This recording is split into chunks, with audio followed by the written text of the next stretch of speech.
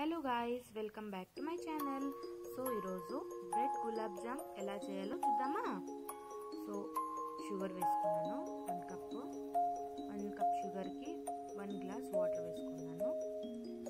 దాని తర్వాత bread edges cut చేసుకోవాలి, బ్రౌన్ ఉంటుంది కదా అది కట్ చేసుకోవాలి.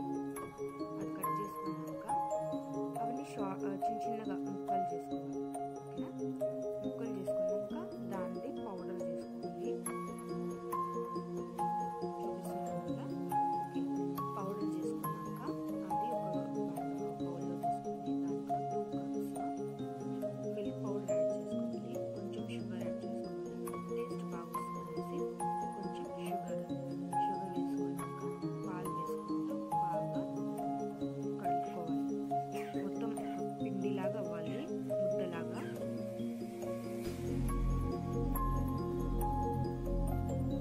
మిల్క్ వేసుకొని బాగా మిక్స్ చేసుకోవాలి.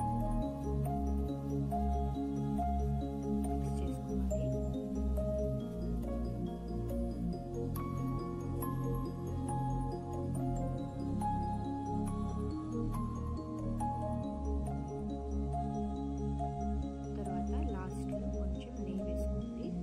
నెయ్యి వేసుకున్న తర్వాత ఇలా రౌండ్స్ చేసేసుకొని అది వేడి ముందు, అంటే చాలా వేడి ముందు ఒక మీడియంలో నూనె వేడి చేసుకొని దాంట్లో ఈ బాల్స్ వేసేసుకోవాలి.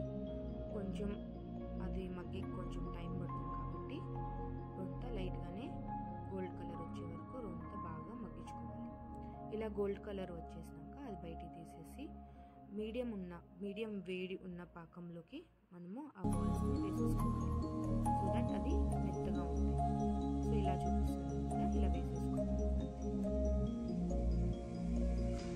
వేసినాక 1 అవర్ రెస్ట్ ఇచ్చేసి గులాబ్ జామున్ సర్వ్ చేసుకొని తింటే సాఫ్ట్గా ఫ్లఫీగా ఉన్న bread gulab jamun ready. Please subscribe. Bye.